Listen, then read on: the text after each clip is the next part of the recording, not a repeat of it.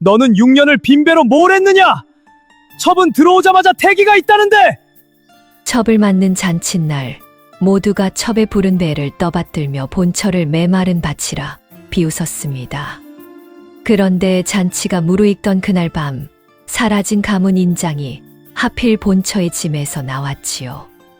도둑의 성녀라는 손가락질 속에 여인은 입고 있던 옷 그대로 대문 밖으로 떠밀렸습니다.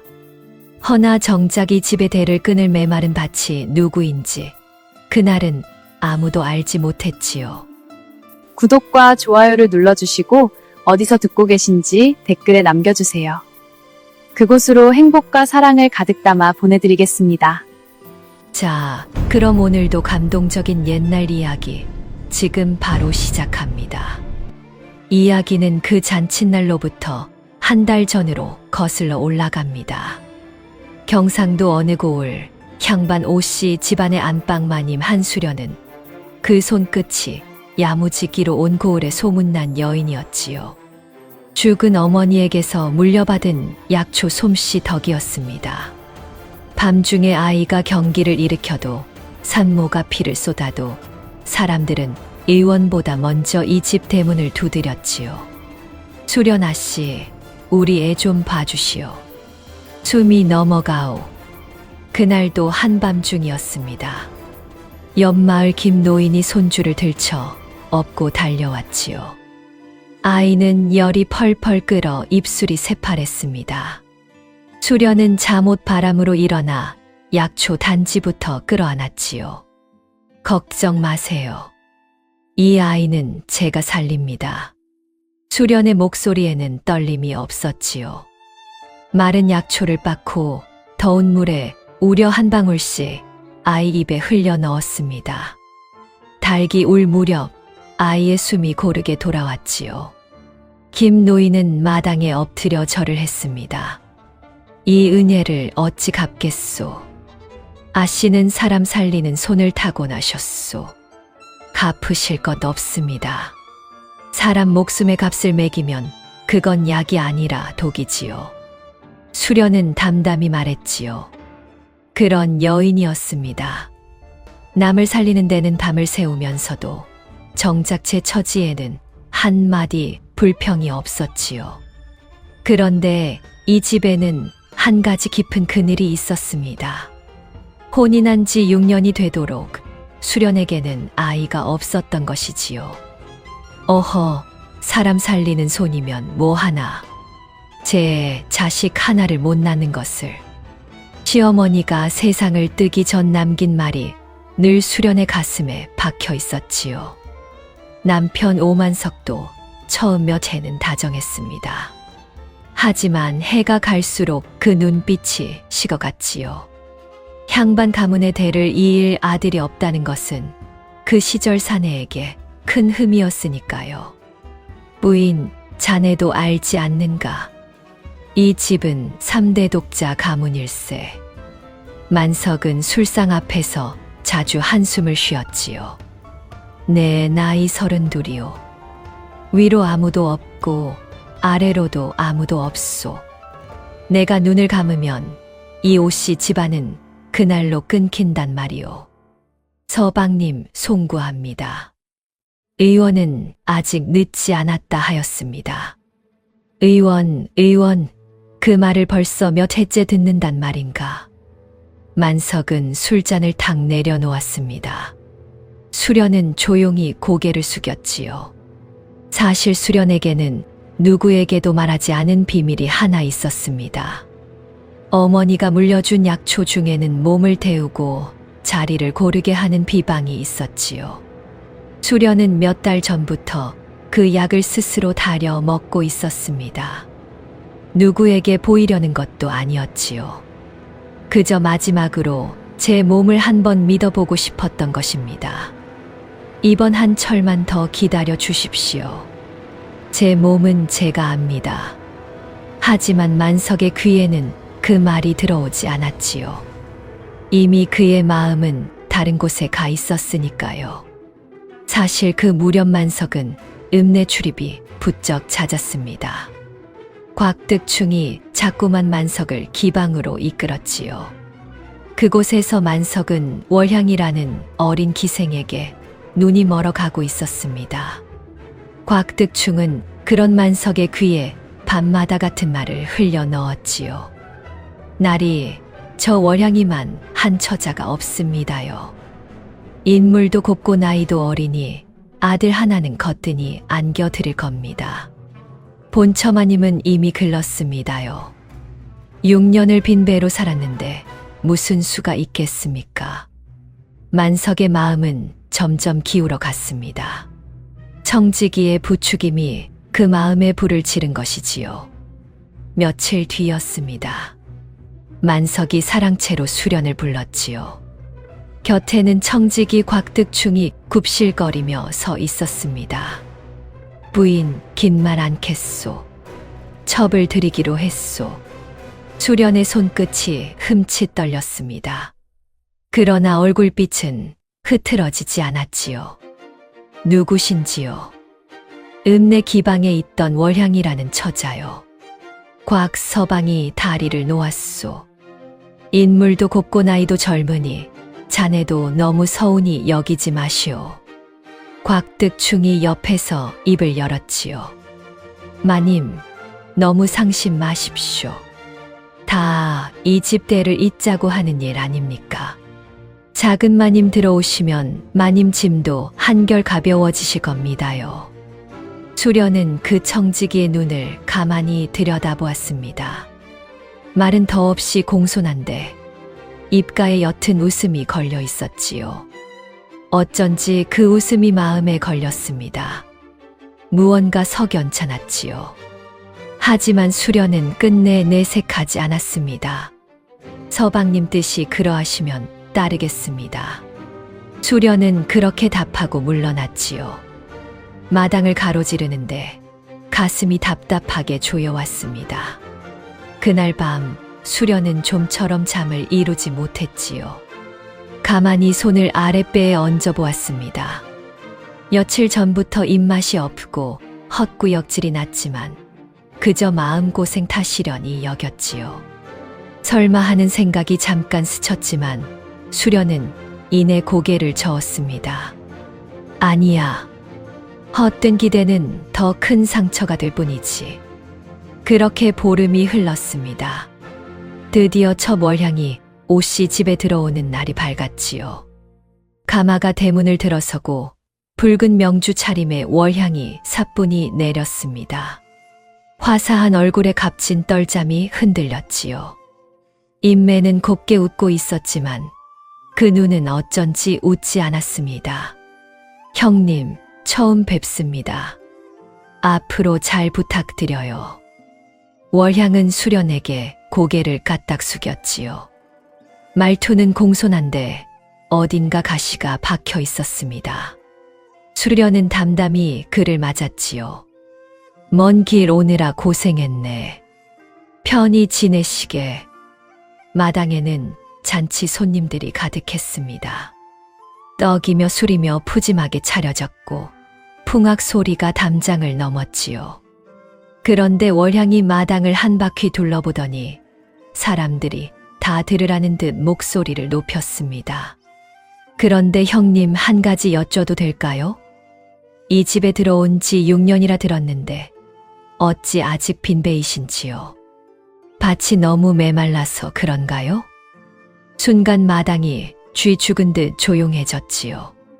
손님들의 눈이 일제히 수련에게 쏠렸습니다. 수련의 귀가 화끈 달아올랐지요. 그러나 수련은 입술을 깨물고 견뎠습니다.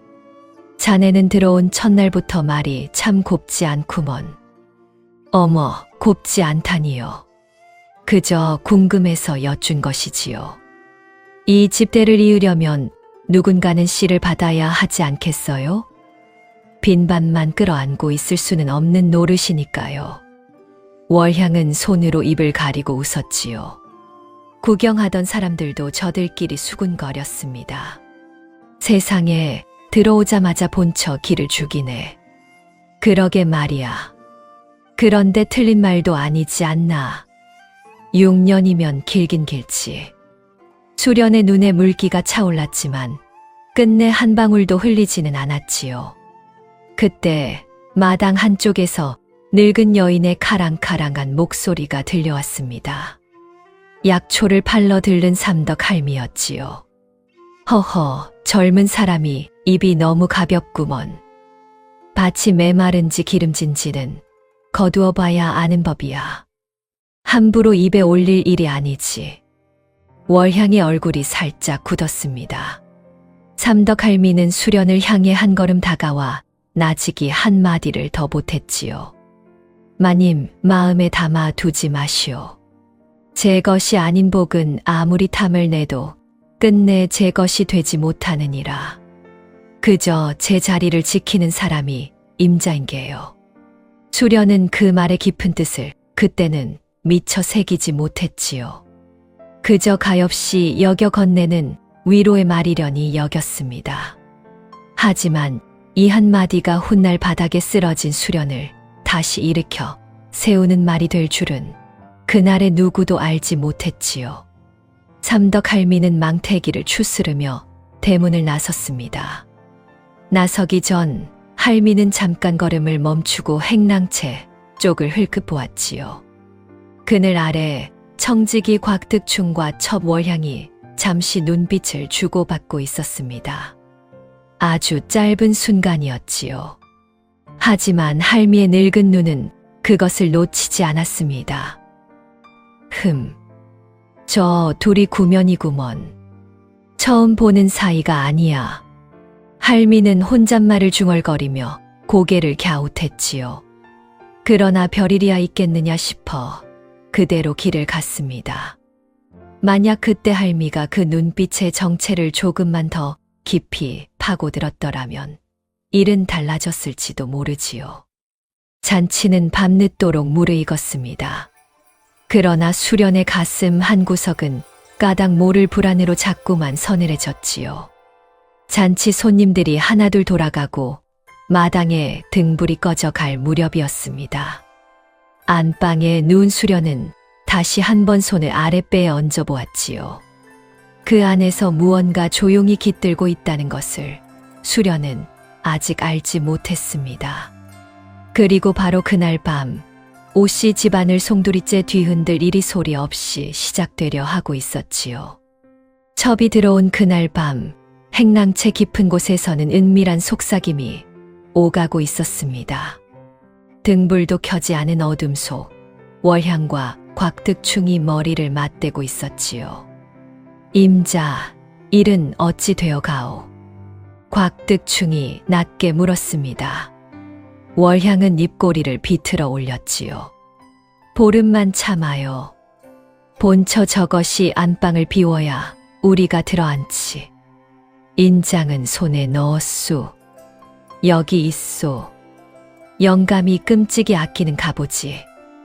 이걸 그 여자 짐에 넣어 두기만 하면 도둑으로 몰아 단숨에 내쫓을 수 있단 말이오. 곽득충은 품에서 손바닥만 한 인장을 꺼내 보였습니다. 어둠 속에서도 매끈한 옥돌의 빛이 어렸지요. 월향의 눈이 탐욕으로 번뜩였습니다. 좋아요. 잔치가 끝나기 전 사람이 가장 많을 때 터뜨려야 해요. 그래야 빠져나갈 구멍이 없지. 한데 임자, 한 가지 마음에 걸리는 게 있소. 만약 저 본처가 정말로 아이를 못 낳는 몸이 아니라면 어쩌려오? 영감이 마음을 돌리기라도 하면. 곽득충의 말에 월향의 얼굴이 순간 싸늘하게 식었습니다. 그러나 이내 다시 웃음을 지었지요. 그럴 일은 없어요. 6년을 빈배로 살았는데 무슨 수로 아이가 생기겠소. 그리고 월향은 말끝을 흐렸습니다. 무언가 더 하려다 입을 다물었지요. 그 속에 어떤 비밀이 감춰져 있는지 곽득충조차 그때는 알지 못했습니다. 이튿날부터 오씨 집안의 공기는 달라지기 시작했지요. 월향은 안방을 제 것인 양 드나들었습니다. 수련이 아끼던 폐물에 손을 대고 부엌 일꾼들을 제 사람처럼 부렸지요. 형님, 안방이 너무 좋네요. 햇볕도 잘 들고. 한데 형님 같은 빈 몸이 이 넓은 안방을 다 차지하고 계시니 좀 아깝지 않아요? 월향은 지나갈 때마다 가시 돋친 말을 던졌습니다. 수련은 못 들은 척이 약초를 다듬었지요. 그저 묵묵히 제 일을 할 뿐이었습니다. 수련마님은 어찌 저런 말을 듣고도 가만히 계신답니까? 제 같으면 머리채라도 잡았을 텐데. 부엌 어멈분이가 분을 참지 못하고 투덜거렸지요. 수련은 빙긋 웃었습니다. 분이 어멈, 흙탕물에 같이 뛰어들면 나도 똑같이 더러워질 뿐이야. 진흙은 가만두면 가라앉는 법이지. 그래도 너무 분합니다, 마님. 작은 마님이 들어온 뒤로 이 집이 영 예전 같지가 않아요. 곳간이며 살림이며 죄다 손을 뻗치고. 두고 보면 알겠지. 사람이 제 분수를 넘으면 그 끝이 좋을 리 없으니. 수련의 그 침착함이 오히려 월향의 속을 더 긁었지요. 월향은 수련이 한 번도 맞서지 않는 것이 못내 거슬렸습니다. 그럴수록 더 모진 말로 찔러댔지요.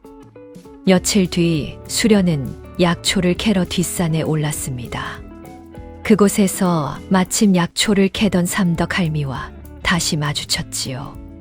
할멈, 또 뵙네요. 오, 마님. 산에는 어인이리오. 속이 답답할 때는 산이 약입니다. 흙냄새를 맡으면 마음이 가라앉지요. 수련은 할미 곁에 앉아 약초를 골랐습니다. 두 사람은 마치 오래된 모녀처럼 도란도란 이야기를 나누었지요. 그러다 할미가 문득 수련의 손을 잡았습니다.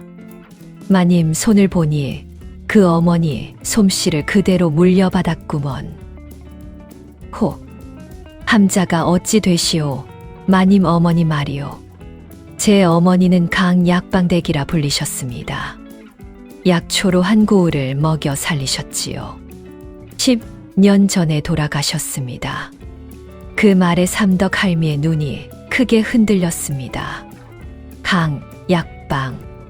세상에, 그 사람이 자네 어머니였단 말인가. 나와는 둘도 없는 벗이었네.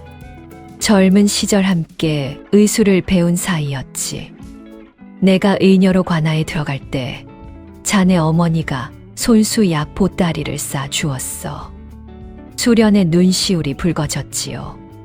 뜻밖의 곳에서 어머니의 옛벗을 만난 것입니다. 세상에, 그럼 할멈은 의녀셨군요. 늙어 물러난 지 오래지. 한데 사람 몸 보는 눈은 여태 남아있다네. 그게 또 가끔은 화근이기도 하고. 할미는 의미심장한 말을 남겼지요. 그날 이후 두 사람은 부쩍 가까워졌습니다. 할미는 수련에게 든든한 의지가 되어 주었지요. 그날 산에서 할미는 수련에게 한 가지 옛 이야기를 들려주었지요. 마님, 자네 시댁 오씨 가문에 내려오는 이야기를 아시는가? 무슨 이야기 말씀이신지요?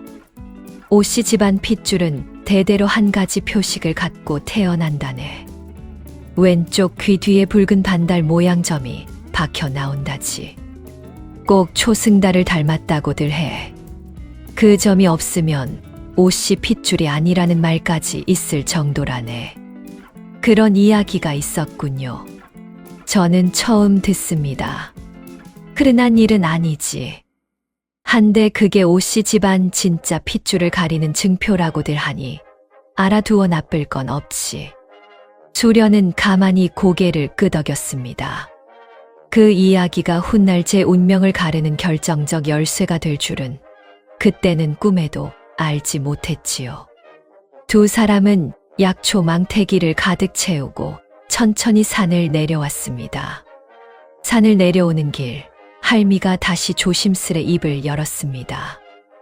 마님, 내 높아심에 한마디 하리다. 그 첩이라는 여자 눈빛이 예사롭지 않아. 그리고 그 청지기 놈하고는 분명 보통 사이가 아니야. 내 의녀 시절에 사람 속내를 하도 많이 봐서 아는데 저 둘은 한 통속이야. 부디 짐 단속을 잘하시오. 특히 귀한 물건은 따로 깊이 숨겨두고.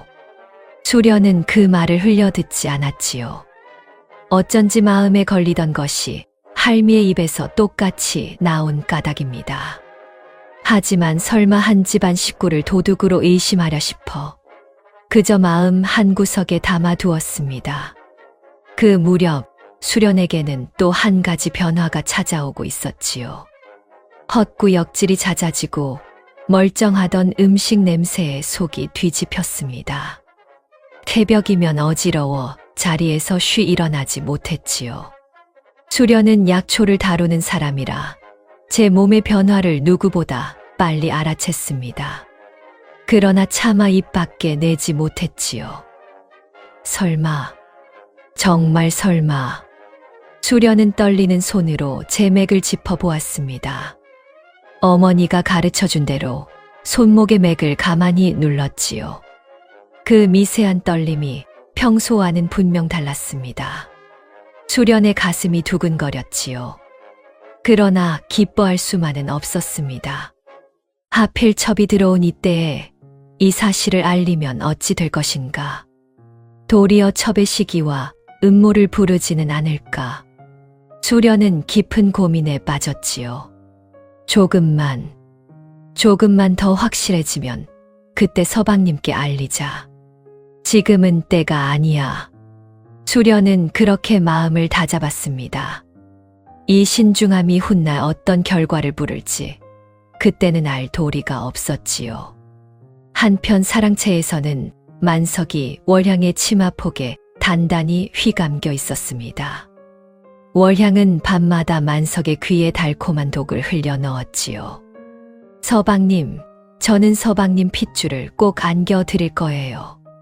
그런데 본처 형님이 자꾸 저를 못마땅해 하시니 마음이 무거워요. 혹여 제 아이에게 해코지라도 할까봐. 무슨 그런 소리를. 수련이 그럴 사람은 아니요. 사람 속은 모르는 거예요, 서방님. 빈 몸으로 6년을 산 하니 얼마나 깊겠어요.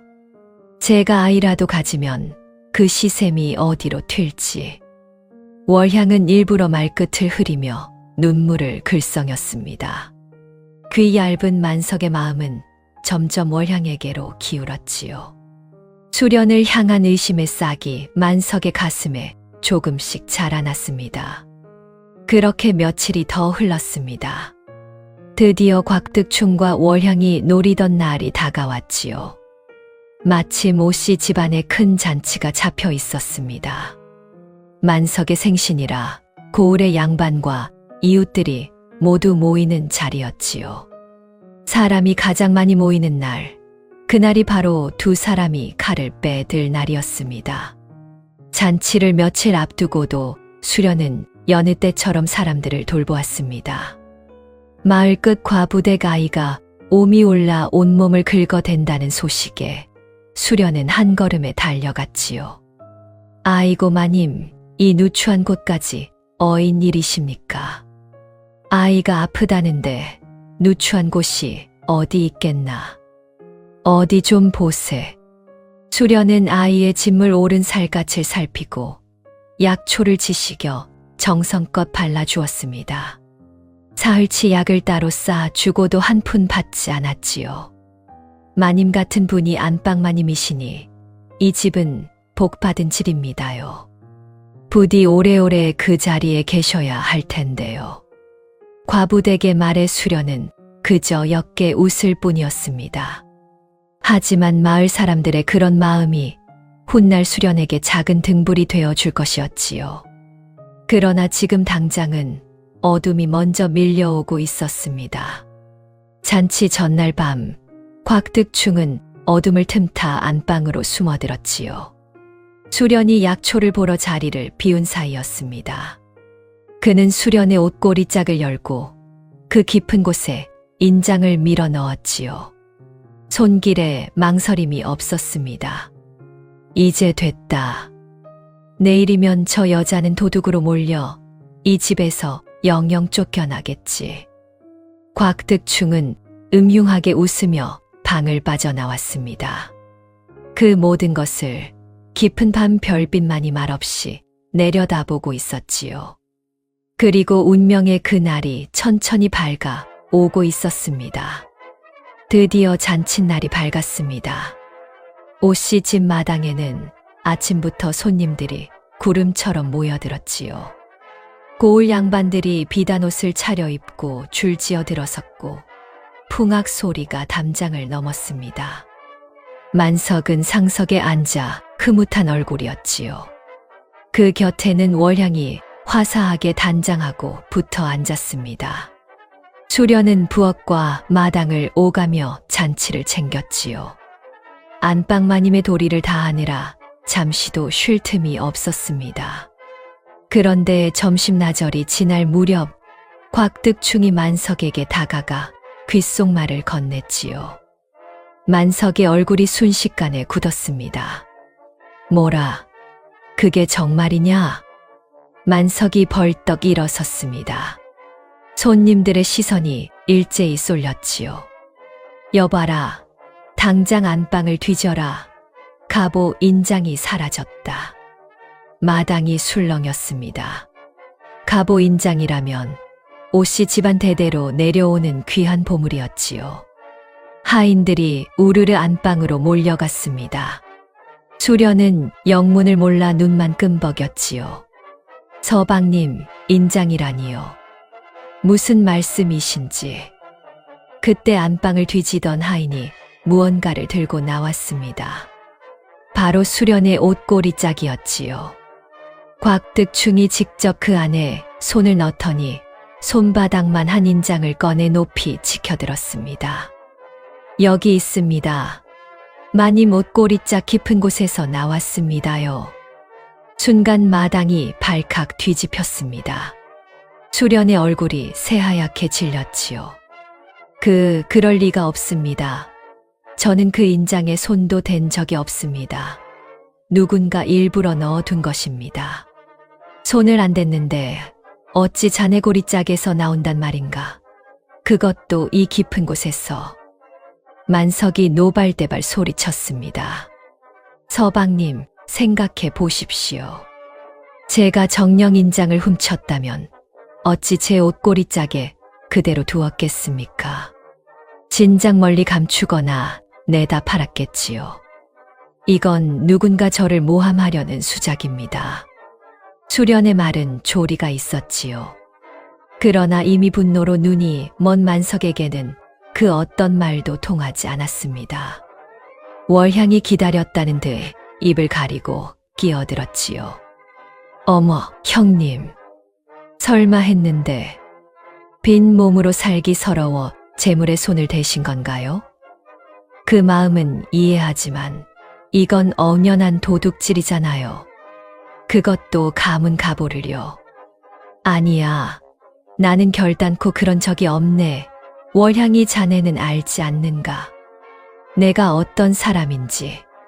제가 형님을 안 지가 며칠이나 됐다고요. 사람 속이야 누가 알겠어요. 월향은 새침하게 고개를 돌렸습니다. 수련은 절규했지요. 그러나 아무도 그 말을 믿어주지 않았습니다. 증거가 눈앞에 있는데 누가 빈 몸의 본처 편을 들겠습니까? 손님들은 혀를 차며 수군거렸지요. 세상에, 안방마님이 갑오를 훔치다니. 빈 배로 6년을 살더니 마음까지 비뚤어진 게지. 수군거림이 비수처럼 수련의 가슴에 꽂혔습니다. 만석은 부들부들 떨며 손가락질을 했지요. 너는 6년을 빈 배로 뭘 했느냐? 처분 들어오자마자 태기가 있다는데 자식도 못 낳는 것이 이제 도둑질까지 하다니. 당장 이 집에서 나가라. 서방님, 제발 한 번만 제 말을 들어주십시오. 저는 결백합니다. 6년을 한 이불을 덮은 정을 생각해서라도 한 번만 믿어 주십시오. 수련이 만석의 도포 자락을 붙잡았지만 만석은 매몰차게 뿌리쳤습니다. 정이라니 가당치도 않다. 자식 하나 못 낳은 주제에 무슨 정을 입에 올리느냐. 서방님, 닥쳐라. 이 집 문턱을 다시 넘으면 그땐 관아로 넘겨버리겠다. 썩 꺼지지 못할까. 하인들이 달려들어 수련을 끌어냈지요. 월향은 마당 한가운데 서서 쫓겨나는 수련의 등을 향해 또렷이 내뱉었습니다. 모두가 다 들으라는 듯이 말이지요. 형님, 가시는 길에 새겨두세요. 자식도 못 낳는 메마른 밭은 갈아엎고 새로 씨를 뿌리는 법이랍니다. 이 집대는 이제 제가 이을 테니 형님은 그 빈몸으로 어디 가서 편히 사세요. 아, 참. 도둑질한 손이니 어디 가서도 환영은 못 받으시겠네요. 호호. 그 말에 마당의 사람들이 까르르 웃었습니다. 아이고, 작은 마님 입담 좀 보게. 본처가 단단히 임자 만났구먼 그래. 분이 어멈은 어딜 갔누. 마님 신발이라도 챙겨드리지. 누군가 안타까이 중얼거렸지만 월향의 눈치를 보느라 아무도 선뜻 나서지 못했지요. 수련은 입고 있던 옷 그대로 신발도 제대로 신지 못한 채 대문 밖으로 떠밀렸지요. 등 뒤로 대문이 쾅 닫혔습니다. 그 차가운 소리가 수련의 가슴을 갈랐지요. 그런데 바로 그 아수라장 속에서 아무도 보지 못한 일이 하나 벌어졌습니다. 곽득충이 제 손에 들고 있던 인장을 슬그머니 소매 속으로 감춘 것이지요.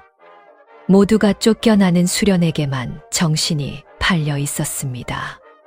이튿날 만석이 갑오 인장을 도로 간수하려 찾았을 때 인장은 온데간데 없었지요.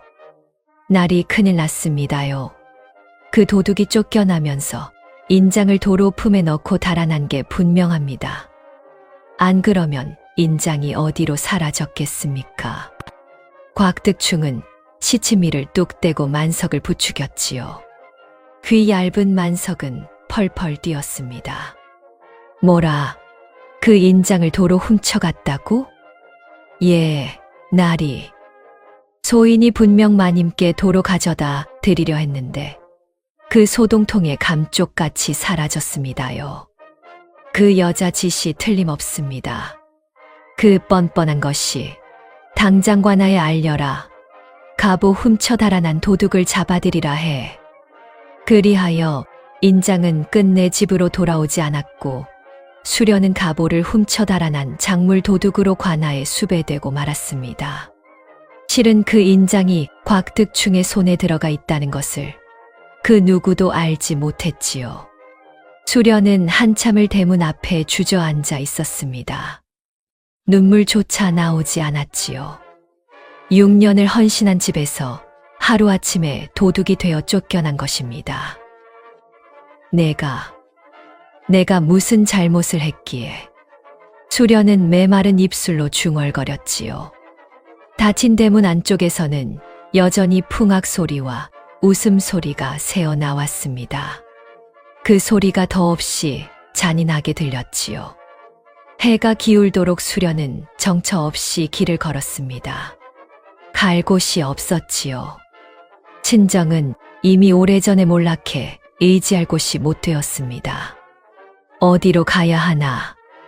이 넓은 세상에 내 한 몸 둘 곳이 없구나.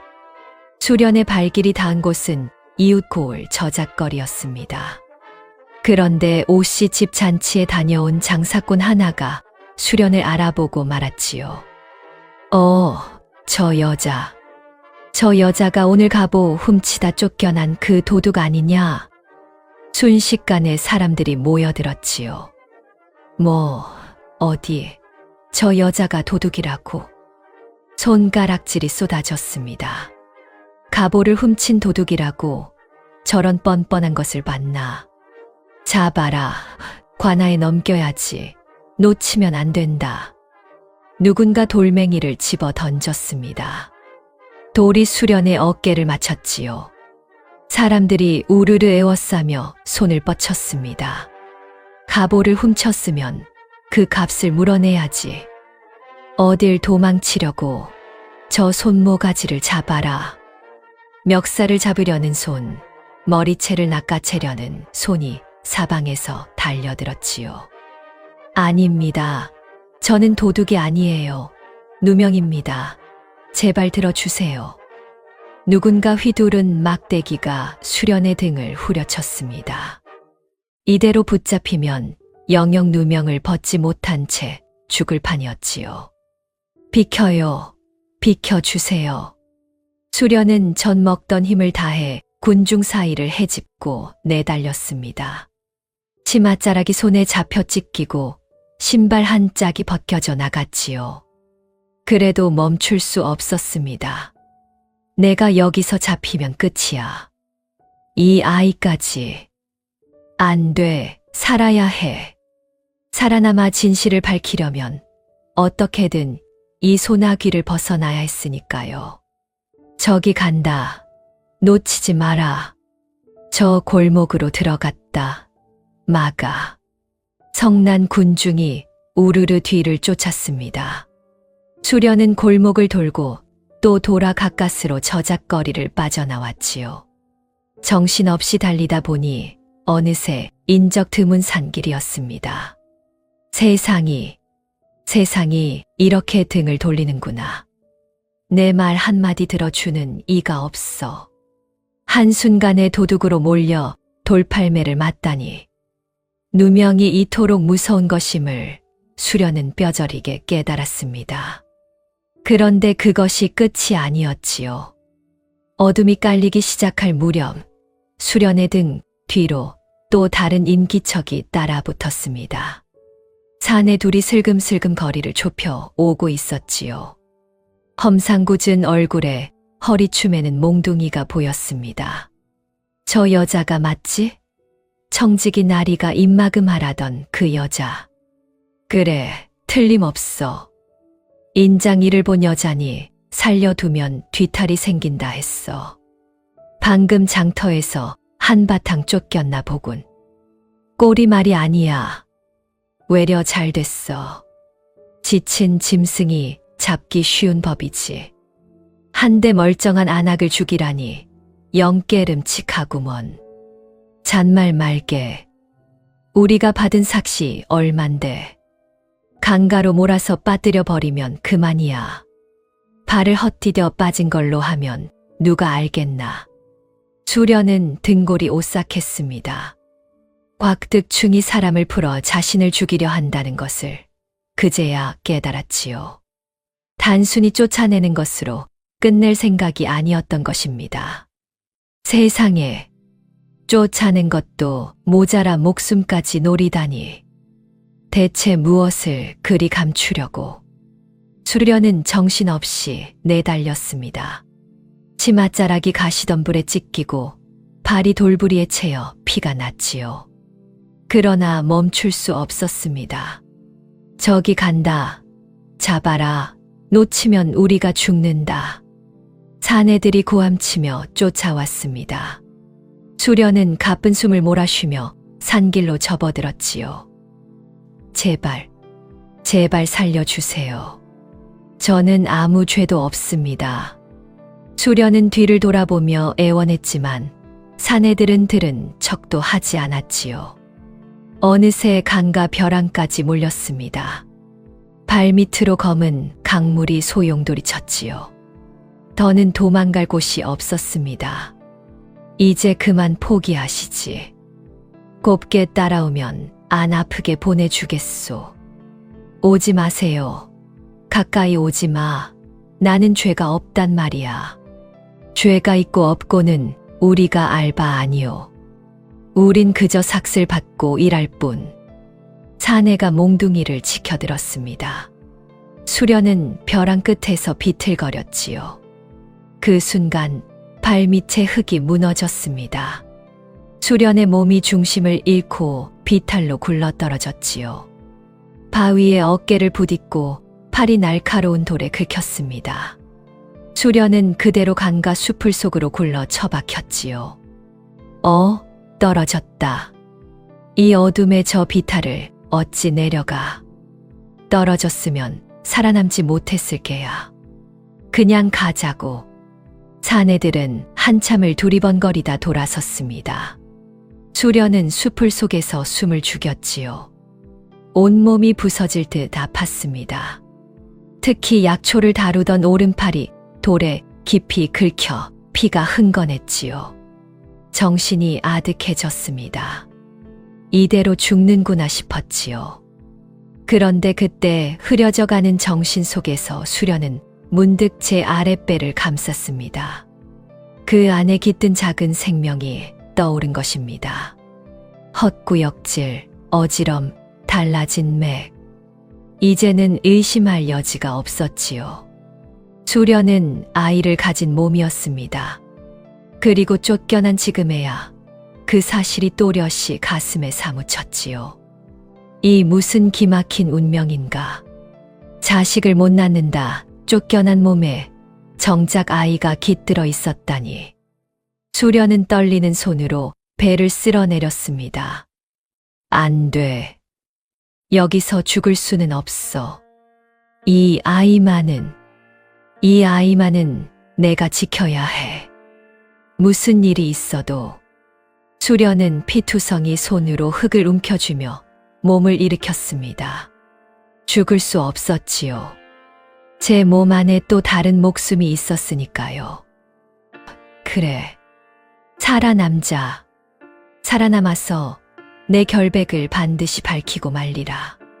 저들이 내게 씌운 누명을 한 점 남김없이 벗겨내리라. 수련은 이를 악물고 수풀을 헤쳐 기어 나왔습니다. 그러나 다친 몸으로 얼마 가지 못해 다시 길바닥에 풀썩 쓰러지고 말았지요. 의식이 점점 흐려졌습니다. 마지막으로 본 것은 멀리서 다가오는 희미한 등불 하나였지요. 거기 누구요? 사람이 쓰러졌네. 정신 차리시오. 귀에 익은 듯한 목소리가 아득히 들려왔습니다. 등불을 든 이가 황급히 다가와 쓰러진 수련을 살폈지요. 아니, 이게 누구야? 수련마님 아닌가? 세상에, 이 피 좀 보게. 어쩌다 이 지경이. 다름 아닌 삼덕 할미였습니다. 밤늦게 약초를 거두러 나왔다가 길에 쓰러진 수련을 발견한 것이지요. 마님, 정신 차리시오. 이 늙은이가 왔소. 조금만 견디시오. 누구? 수련은 그 말을 끝으로 정신을 잃었습니다. 삼덕 할미는 수련을 둘러엎고 어둠 속을 내달렸지요. 과연 수련의 목숨은, 그리고 뱃속 아이의 목숨은 무사할 수 있을까요? 수련이 다시 눈을 떴을 때 낯선 흙벽 천장이 보였습니다. 코끝에는 익숙한 약초 냄새가 감돌았지요. 몸을 움직이려 하자 온몸이 욱신거렸습니다. 이제 정신이 드는가? 사흘을 꼬박 앓았네. 머리맡에서 삼덕 할미의 목소리가 들려왔지요. 수련은 흐릿한 눈으로 할미를 올려다보았습니다. 할멈, 제가 어떻게 여기에? 길에 쓰러져 있는 걸 내가 업고 왔지. 하마터면 큰일 날 뻔했네. 그 몸으로 어찌 그 험한 비탈을 굴렀누. 수련은 그제야 모든 기억이 되살아났습니다. 누명, 추방, 그리고 자신을 죽이려던 사내들. 눈물이 주르르 흘러내렸지요. 할멈, 저는 이제 갈 곳이 없습니다. 도둑으로 몰려 쫓겨났고 목숨까지 노림을 당했습니다. 네, 다 들어 알고 있네. 고을의 소문이 파다해. 안방마님이 가보를 훔쳐 달아났다고 말일세. 달아나다니요. 저는 쫓겨난 것입니다. 알아. 한데 그 집에서는 자네가 인장을 들고 도망쳤다. 우기고 있다네. 관아에 알려 자네를 잡아들이라 청을 넣었다더군. 수련은 기가 막혔습니다. 인장은 분명 곽득충이 도로 가져갔을 터인데 그것을 자신이 훔쳐 달아났다 뒤집어 씌운 것이지요. 인장이 끝내 나오지 않으니 수련은 영영 작물을 든 도둑이 되어 쫓기는 신세가 된 것입니다. 이런 악독한 끝까지 저를 올가매는군요. 그러게 말일세. 어지간히 모진 것들이야. 한데 자네 지금 그 몸이 예사 몸이 아닐세. 할미의 말에 수련은 흠칫했습니다. 할미는 의녀 출신답게 수련의 맥을 짚어보고 이미 알아챈 것이지요. 자네 아이를 가졌어. 두 달은 좋게 되어 보이네. 알고 있습니다. 쫓겨나던 그날 밤에야 확실히 깨달았지요. 수련은 배를 감쌌습니다. 할미의 눈가에도 물기가 어렸지요. 가엾은 것. 그 몸으로 그 고초를 겪었으니 그래도 아이가 무사한 게 천행일세. 내 곁에서 몸조리를 하게. 여긴 아무도 모르는 산속이니 당분간은 안전할 게야. 그날부터 수련은 삼덕 할미의 약방에 몸을 의탁했습니다. 산속 깊은 곳, 약초 내음 가득한 작은 초가였지요. 할미는 수련을 친딸처럼 보살폈고 수련도 몸이 회복되자 약초 솜씨로 할미를 도왔습니다. 두 사람은 피 한 방울 안 섞였지만 어느새 친모녀보다 정이 깊어졌지요. 그러나 수련의 오른팔에는 그날의 상처가 깊이 남아 있었습니다. 돌에 긁힌 자리가 덧나 손에 힘을 주기가 어려웠지요. 할멈, 이 팔이 예전 같지 않습니다.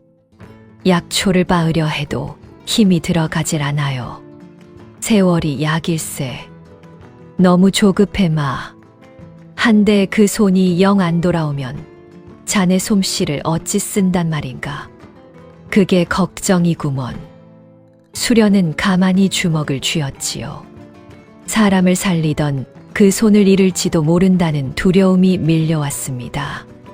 그러나 좌절하고 있을 수만은 없었지요. 수련은 성한 왼손으로라도 약초를 다듬으며 묵묵히 견뎠습니다. 산에서 약초를 고르던 어느 날 할미가 옛 시댁 이야기를 들려주었습니다. 마님, 자네 시댁 오씨 가문에 내려오는 이야기를 아시는가? 오씨 핏줄은 대대로 왼쪽 귀 뒤에 붉은 반달점을 갖고 태어난다네. 꼭 초승달을 닮았다지. 그 점이 없으면 오씨 핏줄이 아니라는 말까지 있을 정도야. 그런 이야기가 있었군요. 저는 처음 듣습니다. 알아두어 나쁠 건 없지. 핏줄을 가리는 증표라니 말일세. 수련은 가만히 고개를 끄덕였지요. 그 이야기가 훗날 제 운명을 가르는 열쇠가 될 줄은 그때는 알지 못했습니다. 그렇게 다시 몇 달이 흘렀습니다. 마침내 수련의 산달이 다가왔지요. 진통이 시작된 것은 비바람이 몰아치던 깊은 밤이었습니다. 조금만 더 힘을 주게. 거의 다 왔어. 긴 진통 끝에 우렁찬 울음소리가 초가를 가득 채웠습니다. 사내 아이였지요. 아들일세, 마님. 떡두꺼비 같은 아들이야. 할멈, 우리 아이가 무사한가요? 무사하다마다. 우렁찬 것 좀 보게. 이리 건강한 아이는 내 오랜만에 받아보네. 한데 이것 좀 보게. 할미가 아이의 머리를 돌려 왼쪽 귀 뒤를 가리켰습니다. 거기에는 붉은 초승달 모양의 점이 또렷이 박혀 있었지요. 세상에, 할멈이 말씀하신 그 표식이네요. 정말 초승달을 꼭 닮았어요. 틀림없는 오씨 핏줄일세. 이건 함부로 지어낼 수 있는 게 아니야. 오씨 집안 사람이라면 단번에 알아볼 표식이지. 잘 간직하게, 마님. 이게 언젠가 큰일을 할 게야. 명심하겠습니다, 할멈. 이 아이가 제 결백을 밝혀줄 거예요. 수련은 아이를 끌어안고 하염없이 눈물을 흘렸지요. 자신을 버린 그 집의 핏줄이었지만 이 아이는 죄가 없었습니다. 수련은 아이의 이름을 도진이라 지었습니다. 진실의 길을 간다는 뜻이었지요. 도진을 낳고 몸을 추스른 수련은 예전에 가엾기만 한 여인이 아니었습니다. 지켜야 할 것이 생기자 눈빛이 달라졌지요. 마침 그 무렵산 아랫마을에 돌림병이 돌았습니다. 수련은 얼굴을 가리고 내려가 아이들을 밤낮으로 돌보았지요. 며칠 만에 앓던 아이들이 자리를 털고 일어났습니다. 이 은인이 누구신가? 우리 아이를 살려주셨소. 덕분에 우리 마을이 살았소. 조남이라도 알려주시오. 마을 사람들이 고마워했지만 수련은 이름을 밝히지 않았지요. 다만 산속에 용한 약초 의원이 산다는 소문이 조용히 퍼져 나갔습니다. 천대받고 쫓겨난 몸이었지만 수련은 다시 사람들에게 사람 대접을 받기 시작했지요. 그것이 무너졌던 수련의 마음을 조금씩 일으켜 세웠습니다. 그리고 이 일로 수련은 한 가지를 더 깨달았지요. 사람의 입과 발이야말로 가장 빠른 소식통이라는 것을요. 산속에 숨어 한탄만 해서는 아무것도 바뀌지 않았습니다. 할멈, 저는 이제 그저 숨어 지내지 않겠습니다. 서방님께 서찰 한 장 보내는 것으로는 아무것도 안 돼요. 저들이 두려워하는 건 눈물이 아니라 증거니까요. 그 집 안에서 무슨 일이 벌어지는지 제가 직접 알아내겠습니다. 직접 알아낸다니 무슨 수로? 그 집 부엌 어멈 분이를 기억하세요? 저를 끔찍이 따르던 사람입니다. 그 사람과 몰래 연을 대보겠어요. 아내 눈과 귀를 하나 둬야 저들의 거짓을 잡아낼 수 있습니다. 할미는 수련의 단단해진 눈빛을 보고 고개를 끄덕였지요. 수련은 곧 믿을 만한 약초 장수를 통해 부엌 어멈분이에게 은밀히 기별을 넣었습니다. 며칠 뒤 분이에게서 답이 왔지요. 마님이 살아 계시다는 것만으로 눈물이 나며 무엇이든 돕겠다는 전갈이었습니다. 할멈, 분이가 돕겠다 했어요. 이제 그 집 안에서 벌어지는 일이 제 귀에 들어올 겁니다. 그래도 조심해야 하네. 행여 그 연락이 들통나면 분이까지 화를 입을 게야. 압니다. 그래서 더 은밀히 움직여야지요. 약초를 핑계로 한 달에 한 번, 장날에만 기별을 주고받기로 했어요. 수련은 그렇게 오씨 집안에 눈과 귀를 심었습니다. 약초 장수가 장에 나갈 때마다 분이가 흘려준 소식이 한자 한자 적힌 쪽지가 수련에게 전해졌지요. 만석이 요즘 무슨 생각을 하는지, 곳간 살림이 어찌 돌아가는지, 그리고 무엇보다 첩 월향의 동태가 어떠한지, 수련은 그 작은 조각들을 하나하나 머릿속에 새겼습니다. 언젠가 이 조각들이 모여 거짓의 실체를 드러낼 날이 올 것이라 믿으면서 말이지요. 수련의 반격은 그렇게 조용히 시작되고 있었습니다. 그 무렵 분이가 전해 온 소식 하나가 수련의 귀를 의심케 했습니다. 첩 월향이 회임을 했다는 것이었지요. 할멈, 월향이가 아이를 가졌다 합니다. 배가 불러온다고요. 그 말에 할미가 미간을 찌푸렸습니다. 이상한 일일세. 내 의녀 시절 읍내 기방에서 그 월향이라는 처자를 진맥한 적이 있어. 그때 분명히 보았는데 그 처자는 아이를 갖기 어려운 몸이었네. 자궁이 차고 약해서 씨가 들어도 자리를 잡지 못하는 몸이었지. 그런 몸이 회임이라니 앞뒤가 맞질 않아. 수련의 눈이 번쩍 뜨였지요. 무언가 거대한 비밀의 한 자락이 스치는 듯 했습니다. 할멈, 그 말씀이 정녕 확실하십니까? 내 눈이 틀림없다면 그래. 그 회임에는 분명 무슨 곡절이 있어.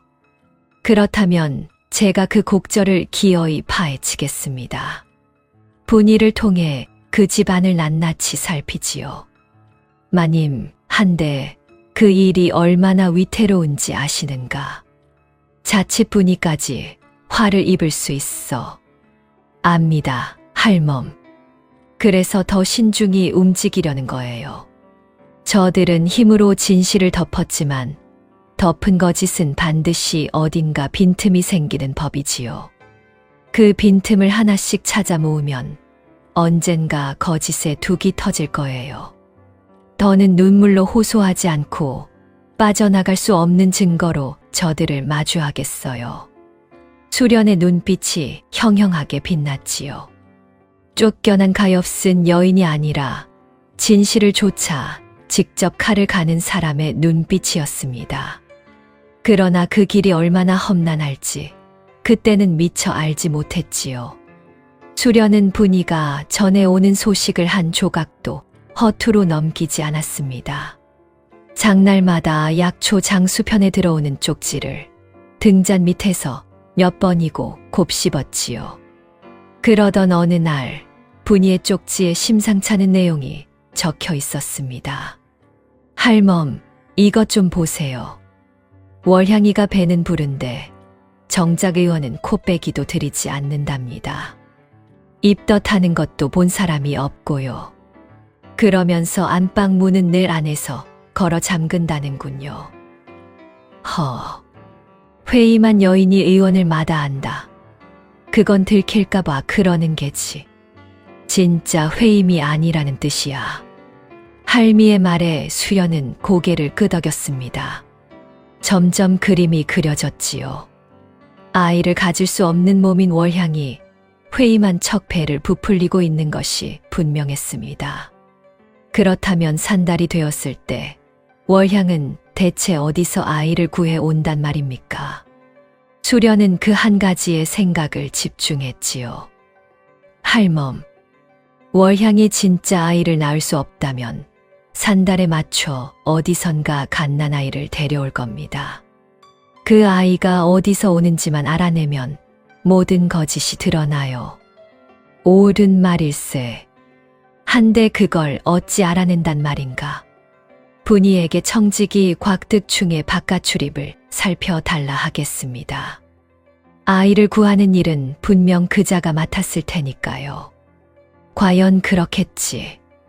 한데 마님, 그 아이를 어디서 데려오는지까지 알아내려면 보통 품이 드는 게 아닐세. 압니다. 그래서 분이에게 곽득충이 어느 방향으로 며칠 간격으로 나다니는지 낱낱이 적어달라 했어요. 사람이 길을 나서는 데는 다 까닭이 있는 법이니까요. 그 발걸음을 따라가면 아이가 오는 곳이 나옵니다. 수련은 그렇게 한 수 한 수를 신중히 두었습니다. 조급하게 덤비지 않고 거미가 줄을 치듯 천천히 그물을 짜 나갔지요. 그리고 한편으로는 마지막으로 남편 만석의 양심에 기대를 걸어보기로 했습니다. 핏줄인 도진의 존재를 알리면 그 마음이 돌아서지 않을까 하는 신락 같은 희망이었습니다. 수련은 정성껏 서찰을 써보냈지요. 그러나 그 서찰은 만석의 손에 닿기도 전에 곽득충의 손에 먼저 들어갔습니다. 이런, 죽은 줄 알았던 여자가 살아 있었구먼. 그것도 아들을 낳아 귀 뒤에 표시까지. 곽득충은 서찰을 읽고 안색이 변했지요. 그는 곧장 월향에게 달려갔습니다. 임자, 큰일 났소. 그 본처가 살아있소. 아들을 낳았다는구먼.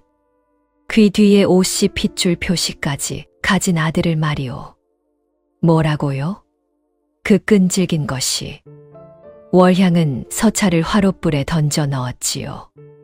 이 서찰이 영감 손에 들어가면 끝장이야. 그리고 아예 영감한테 미리 손을 써둬야겠어. 이튿날 월향은 만석에게 거짓 눈물을 흘리며 매달렸습니다.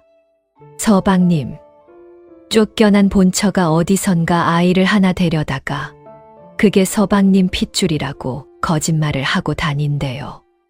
재물을 노린 수작이에요. 행여 그 여자가 서찰이나 사람을 보내거든 절대 속지 마세요. 귀 얇은 만석은 그 말을 고지곳대로 믿었지요. 수련이 다시 서찰을 보냈을 때 만석은 거들떠보지도 않았습니다. 오히려 불같이 화를 냈지요. 그 뻔뻔한 것이 아직도 남의 자식을 내 핏줄이라 우기다니. 다시 서찰이 오거든 그 자리에서 태워버려라.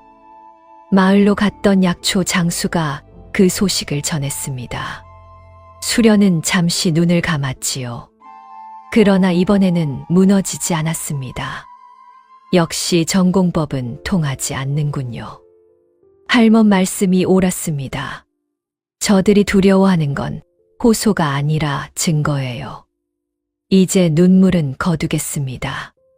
오직 증거로만 저들을 무너뜨리겠어요. 수련의 눈빛은 차갑게 가라앉았지요. 첫 시도의 실패가 도리어 수련을 더 단단하게 벼려놓은 것입니다.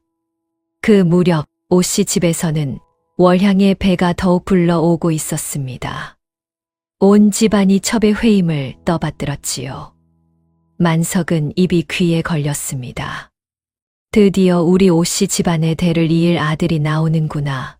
월향이 자네가 이 집안의 은인일세. 호호, 서방님.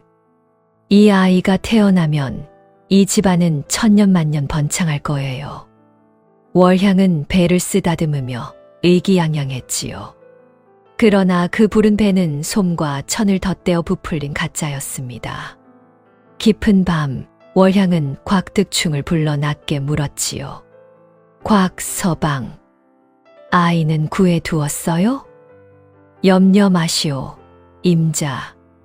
이웃 고을 가난한 집에서 사내 아이를 하나 점찍어 두었소. 산달에 맞춰 데려오기로 했소. 입이 무거운 집이니 새어나갈 염려도 없소. 좋아요. 그 아이만 내 자식으로 들이면 이 집 재산은 모두 내 것이 되는 거예요. 두 사람의 음모는 착착 진행되었지요.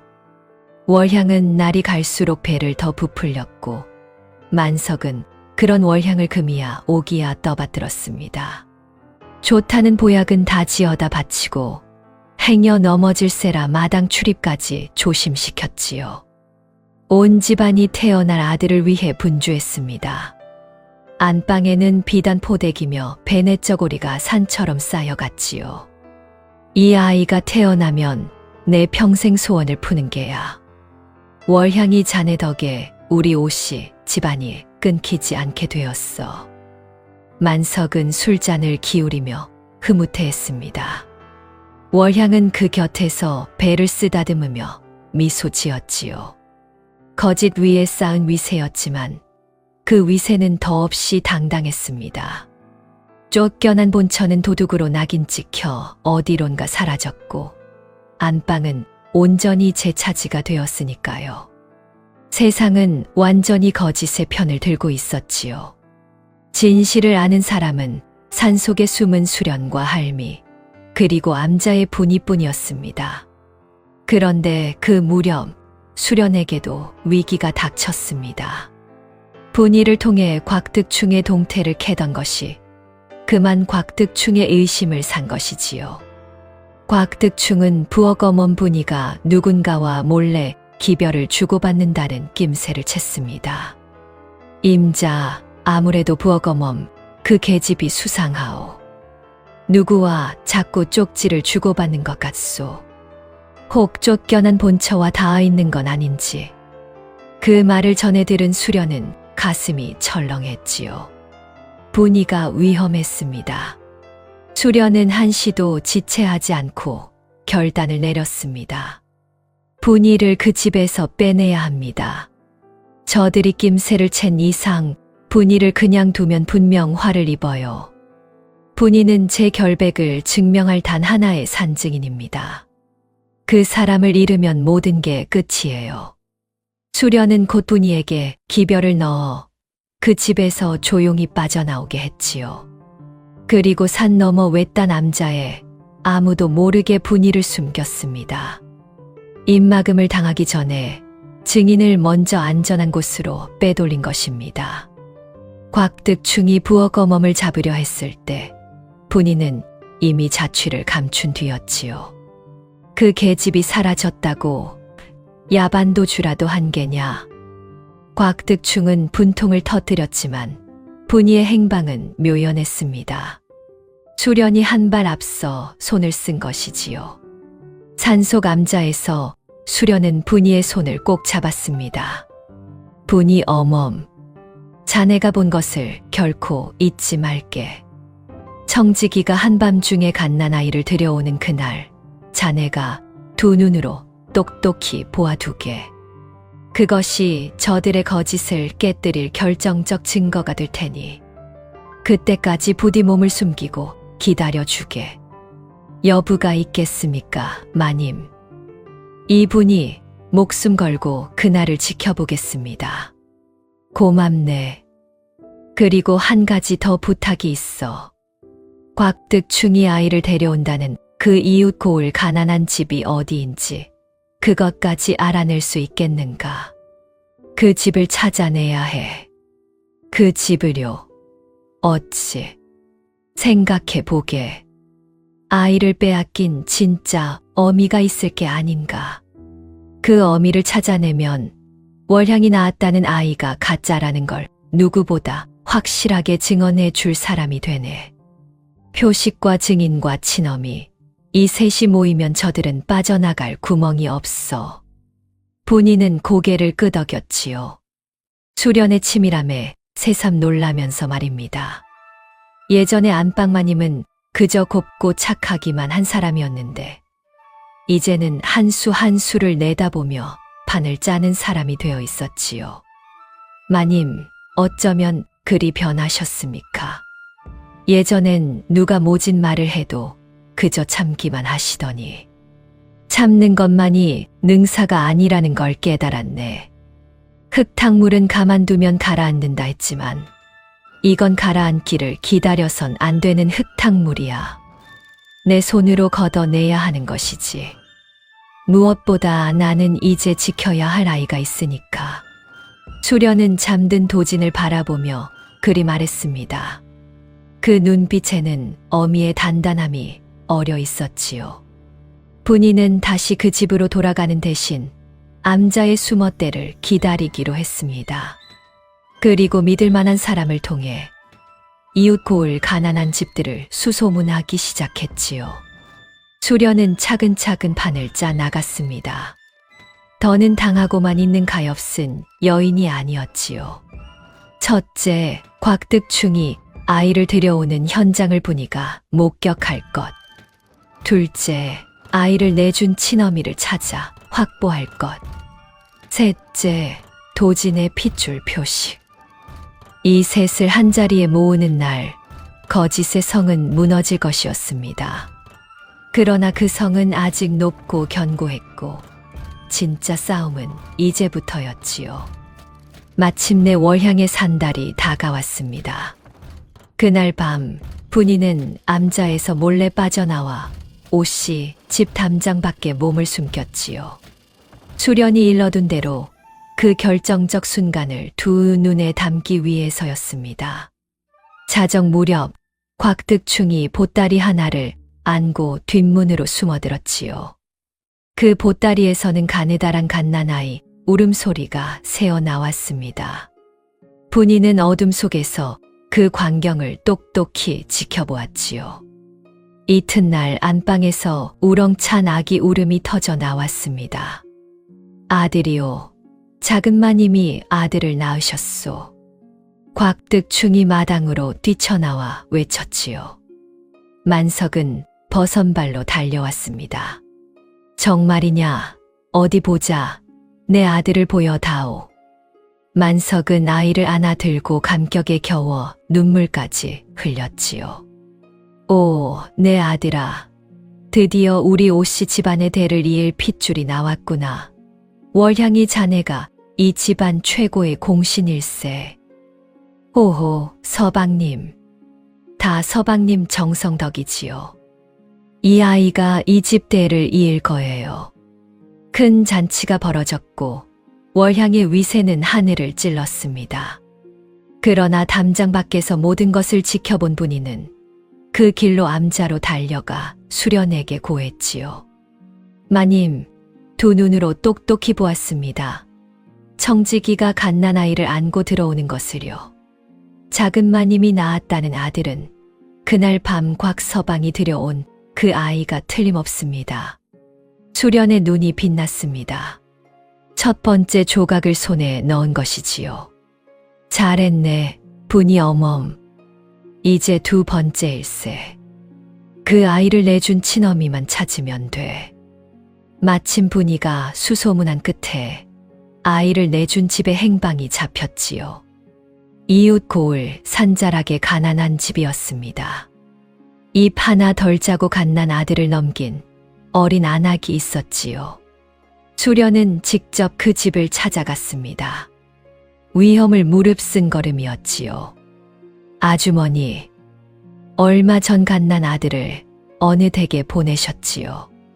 그 아이는 지금 도둑질과 거짓의 한복판에 놓여 있습니다. 진실을 밝히면 아주머니도 아이도 떳떳해질 수 있어요. 아이 어미는 처음엔 두려워 입을 닫았지요. 마님, 무슨 말씀인지 모르겠습니다. 저는 아무것도 압니다. 무서우시겠지요.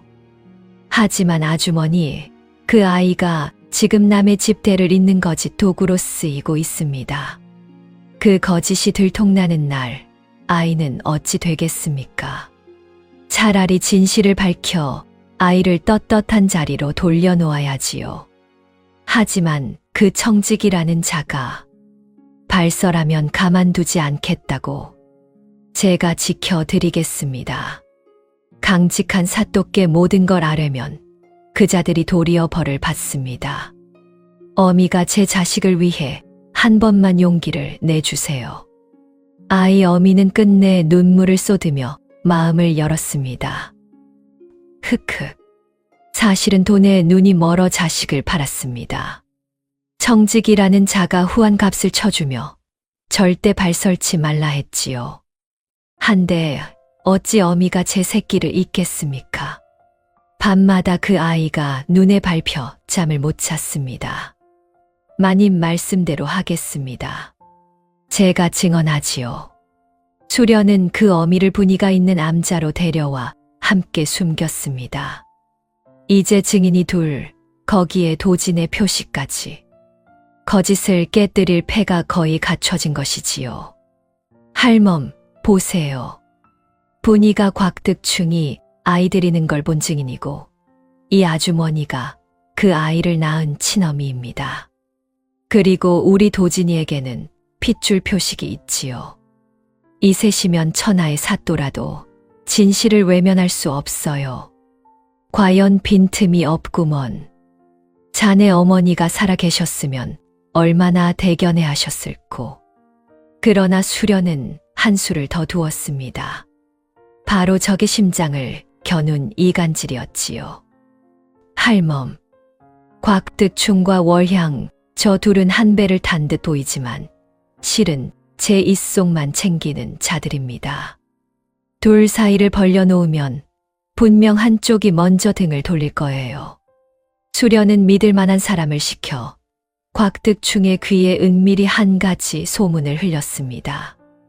월향이 일이 틀어질 경우 모든 죄를 청지기에게 뒤집어 씌우고 혼자 빠져나갈 작정으로 따로 손을 써 두고 있다는 것이었지요.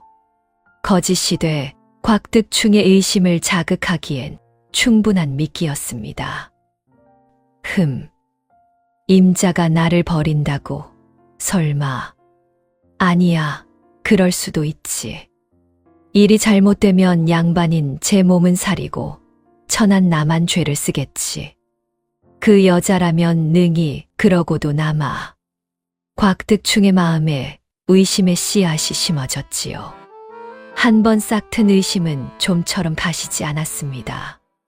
곽득충은 월향을 볼 때마다 그 속을 가늠하게 되었고 둘 사이에는 보이지 않는 금이 가기 시작했지요. 수련은 적의 가장 약한 고리를 정확히 짚은 것입니다.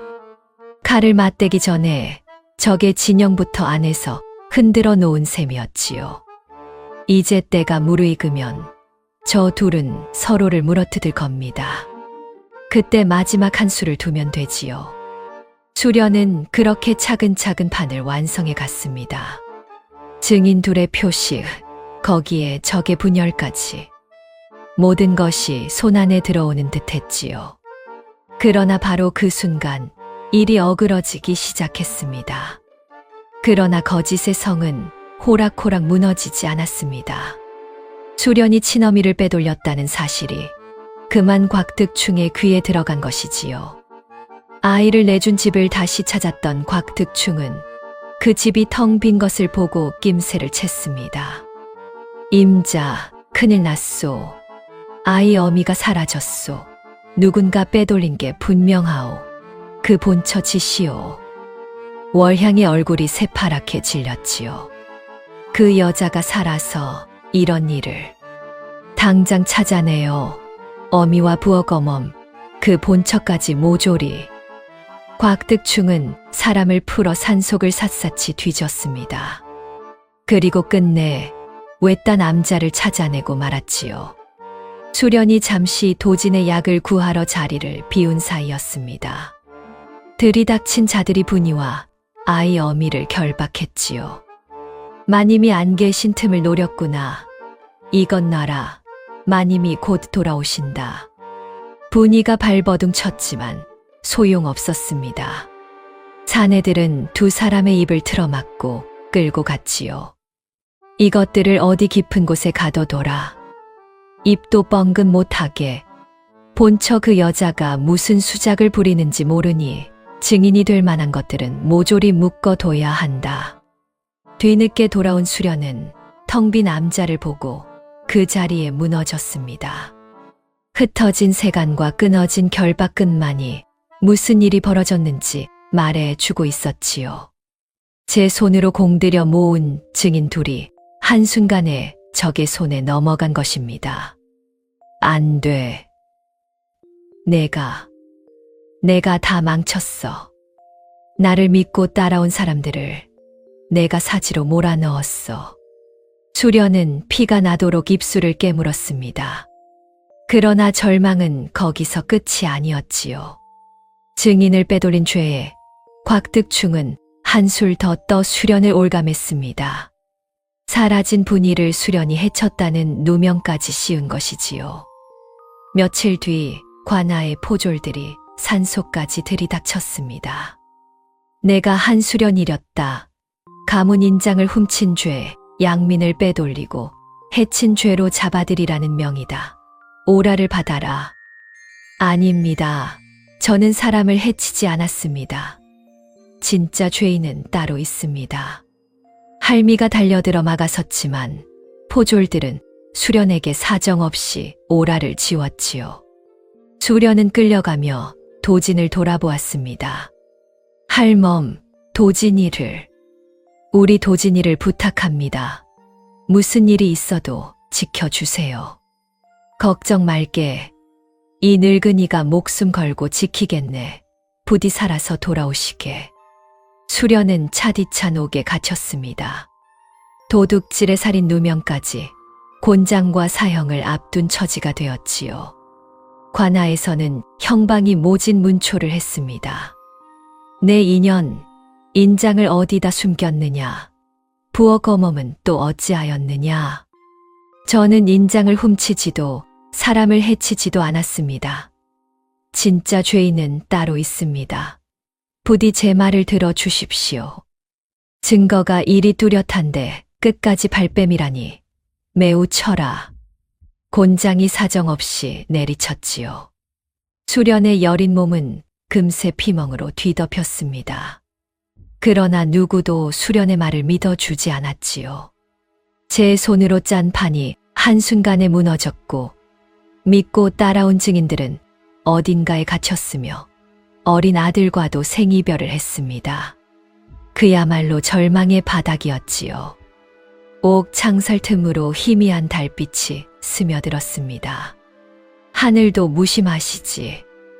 내 딴엔 빈틈없이 판을 짰다 여겼는데 도리어 사람들을 사지로 몰아넣었구나. 분이도 그 가엾은 아이 어미도 다 나 때문에. 도지나 어미가 미안하구나. 내 자리를 찾아주겠다 약속했는데 도리어 이 어미가 형장의 이슬로 사라지게 생겼으니 수련은 차가운 바닥에 웅크려 흐느꼈습니다. 사람을 살리던 그 손은 이제 오라에 묶였고 진실을 외치던 그 입은 매질로 틀어막혔지요. 그런데 수련이 옥에 갇힌 사이 더 끔찍한 일이 벌어지고 있었습니다. 곽득충이 한 가지를 깨달은 것이지요.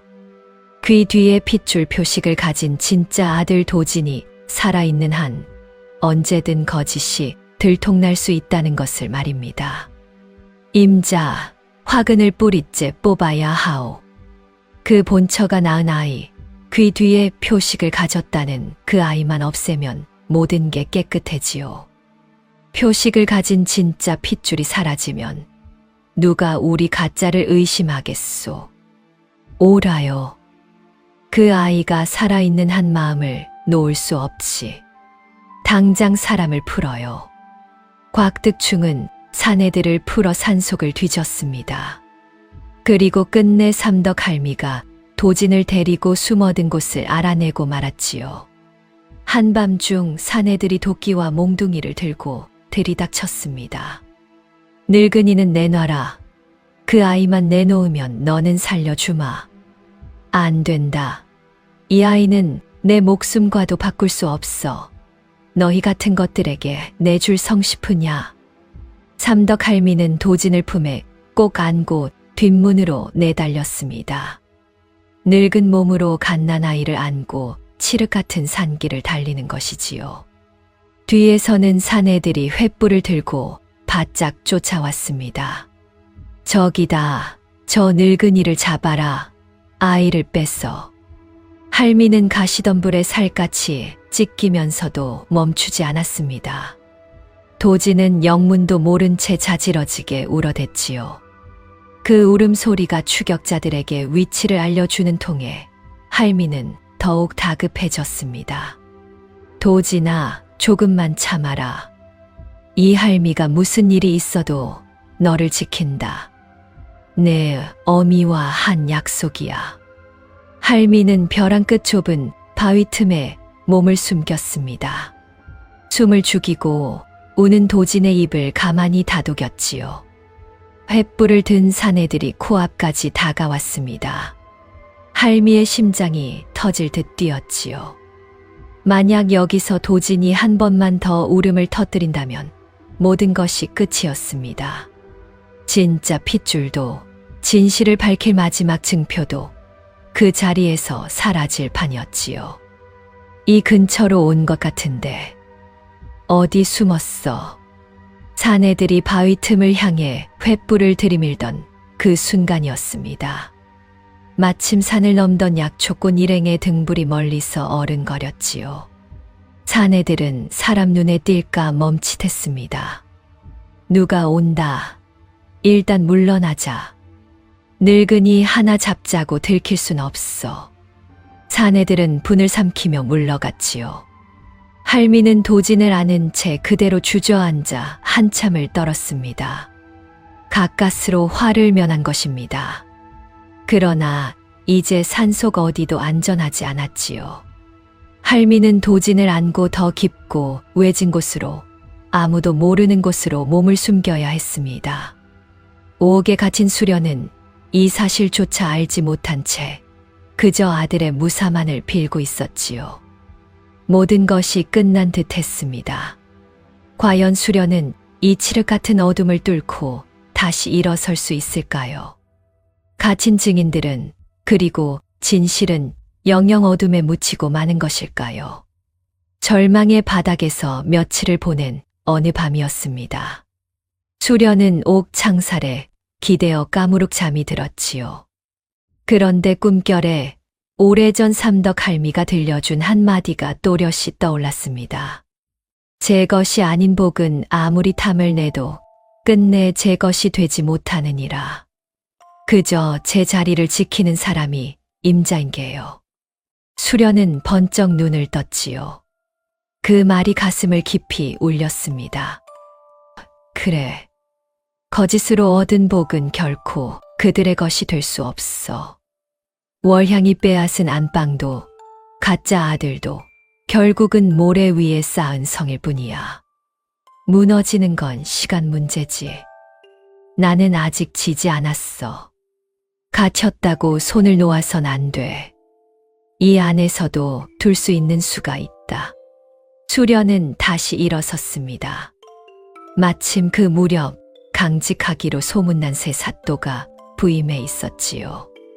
수련은 옥바라지를 온 삼덕할미에게 2가지를 단단히 일렀습니다.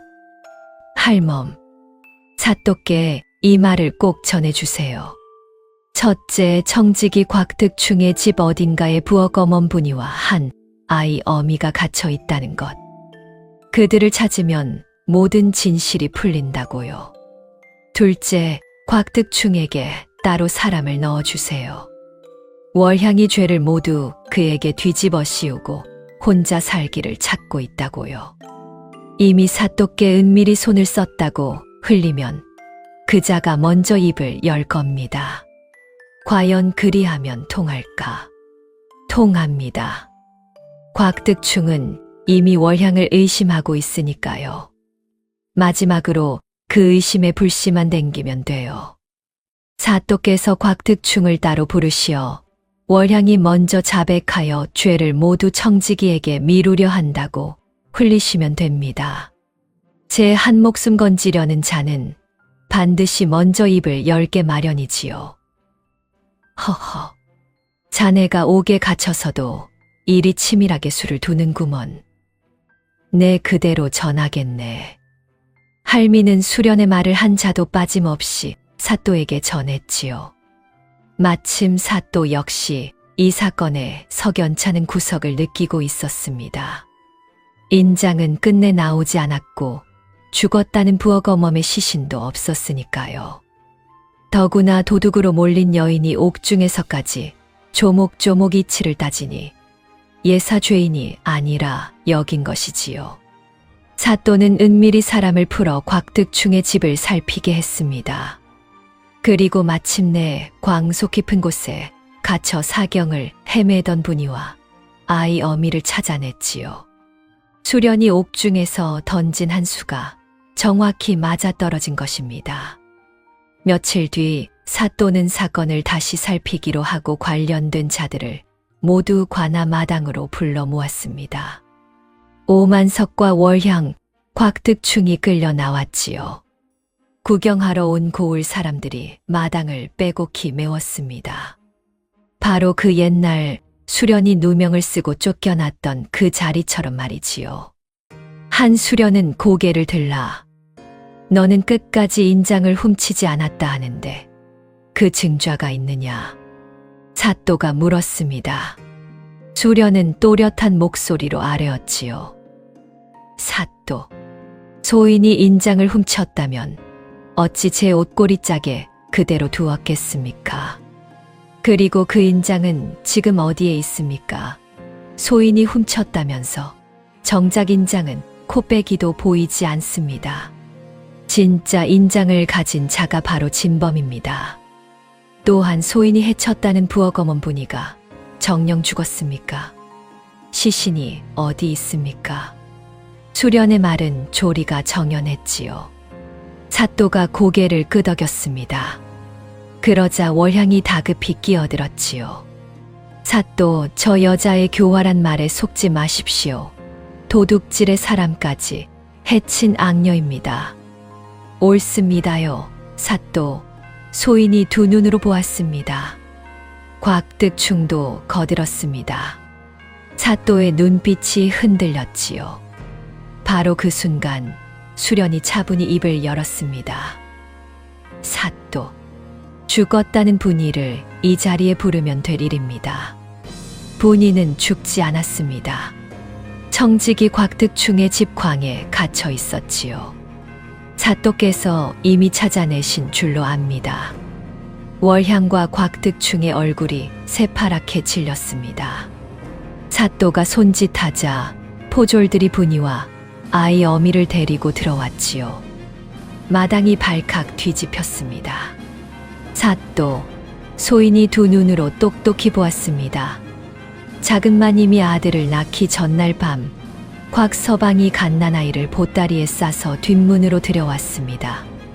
그 아이가 바로 지금 작은 마님이 낳았다는 그 아들입니다. 이어 아이 어미가 통곡하며 나섰지요. 사또, 그 아이는 제가 낳은 자식입니다. 곽서방이 후한값을 주며 데려갔습니다. 어찌 어미가 제 새끼를 못 알아보겠습니까? 무엄하다. 저것들이 거짓을. 월향이 악을 썼지만 사또의 표정은 이미 싸늘했지요. 의녀를 들라. 저 여인이 정말 아이를 낳았는지 살피라. 삼덕 할미가 나서서 월향의 맥을 짚었습니다. 사또, 이 여인은 아이를 낳은 몸이 아닙니다. 산후의 흔적이 전혀 없습니다. 뿐만 아니라 본디 아이를 가질 수 없는 몸입니다. 소인이 의녀 30년에 이런 맥을 어찌 모르겠습니까?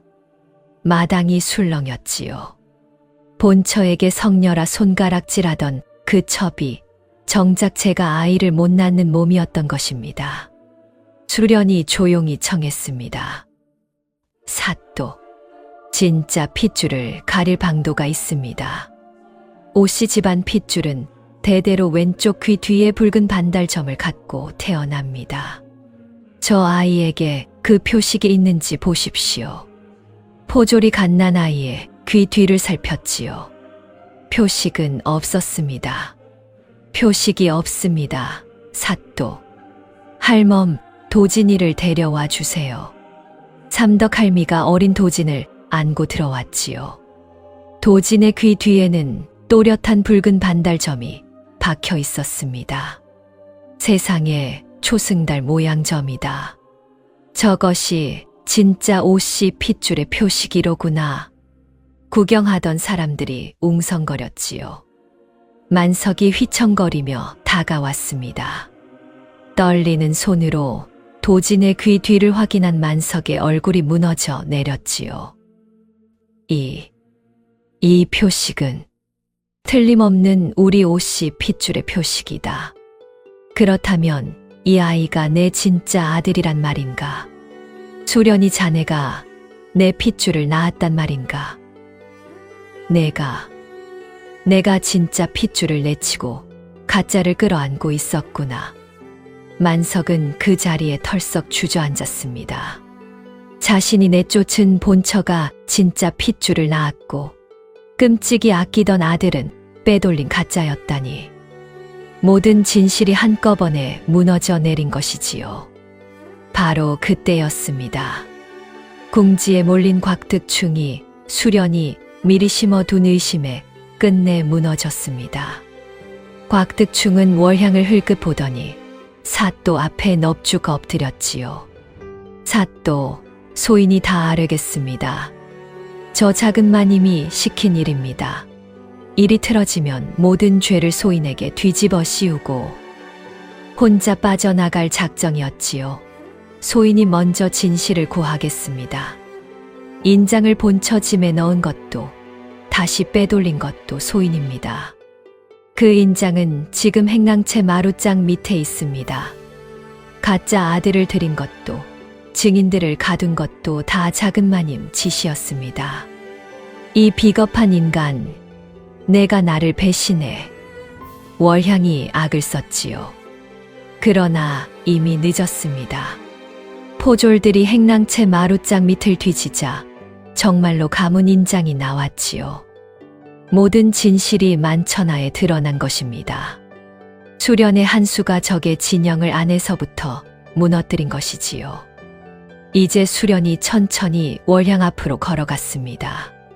한때 자신을 메마른 밭이라 비웃던 그 첩을 수련은 조용히 내려다보았지요. 자네, 그날 내게 뭐라 했는가? 자식도 못 낳는 메마른 밭은 갈아엎는 법이라 했지. 이 집대를 끊을 메마른 밭이 어느 쪽이었는지 이제 온 고을이 다 알았네. 갈아엎힐 사람은 내가 아니라 자네였어. 대를 끄는 게 누구였는지, 성녀가 누구였는지 똑똑히 보게. 수련의 목소리는 높지 않았지만 마당에 쩌렁쩌렁 울렸지요. 월향은 고개도 들지 못한 채 부들부들 떨 뿐이었습니다. 한때 잔칫날 마당에서 본처를 손가락질하던 바로 그 자리에 이제는 월향이 죄인이 되어 꿇어 앉아 있었지요. 그날 수련을 비웃던 고을 사람들이 이번에는 월향을 향해 혀를 찼습니다. 제가 못 낳는 몸이면서 본처를 메마른 밭이라 비웃었다니. 남의 자식까지 빼돌리고 천벌을 받아 마땅하지. 안방마님이 그 고초를 겪는 동안 우리는 첩의 거짓에 놀아났구먼. 부끄러운 일이야. 거짓으로 쌓은 위세는 진실 앞에 한순간에 모래성처럼 허물어졌습니다. 사또의 추상 같은 판결이 내려졌지요. 첩월향은 본처를 모함하고 양민의 아이를 빼돌렸으며 사람을 가둔 죄로 엄히 다스려졌습니다. 청지기 곽득충 또한 그 모든 죄에 가담한 죄로 무거운 벌을 받았지요. 그토록 굳건해 보이던 거짓의 성이 수련이 하나하나 쌓아 올린 진실 앞에 와르르 무너진 것입니다. 빼앗긴 아이는 본디 어미의 품으로 돌아갔고 광에 갇혔던 분이도 풀려나 제자리를 찾았지요. 남편 오만석은 어떠했을까요? 무고한 본처를 내치고 가문의 가보를 잃었으며 거짓에 놀아나 집안을 어지럽힌 책임을 면치 못했습니다. 관아의 문책과 함께 향반의 체면도 땅에 떨어졌지요. 한때 그 위세 등등하던 오씨 집안은 거짓이 거치고 낮아 빈 껍데기만 남았습니다. 만석은 수련에게 매달렸습니다. 수련이, 내가 잘못했네. 내 눈이 멀었어. 부디 돌아와 주게. 우리 다시 시작하세. 이 아이와 함께. 수련은 만석을 가만히 내려다보았지요. 그러나 그 눈빛은 차분했습니다. 서방님, 그날 제게 뭐라 하셨는지 기억하십니까? 이 집 문턱을 다시 넘지 말라 하셨지요. 그 말씀은 지켜드리겠습니다. 저는 이 집 안방으로 돌아가지 않습니다. 다만 이 아이는 제가 데리고 갑니다. 어미 손에서 떳떳이 키우겠습니다. 수련이, 저는 누구의 아내 자리에 기대지 않아도 살아갈 수 있는 사람입니다. 약초를 아는 이 손이 있고 저를 믿어주는 이웃이 있으니까요. 부디 혼자 남아 오늘을 돌아보며 사십시오. 수련은 그렇게 돌아섰습니다. 도진을 품에 안고 삼덕할미와 함께 관아 문을 나섰지요. 그 옛날 도둑으로 몰려 빈손으로 대문 밖에 내쳐졌던 여인이었습니다. 그러나 이제는 진실을 제 손으로 밝힌 떳떳한 어미가 되어 제 핏줄을 품에 안고 제 발로 당당히 걸어 나왔지요. 햇살이 따스하게 세 사람을 비추었습니다. 할멈, 다 할멈 덕분입니다. 무슨 소리. 자네가 끝까지 포기하지 않고 제 손으로 판을 짠 덕이지. 그래, 이제 어쩔 셈인가. 수련은 품 안의 도진을 내려다보며 환하게 웃었지요. 산 아랫마을의 작은 약방을 열까 합니다.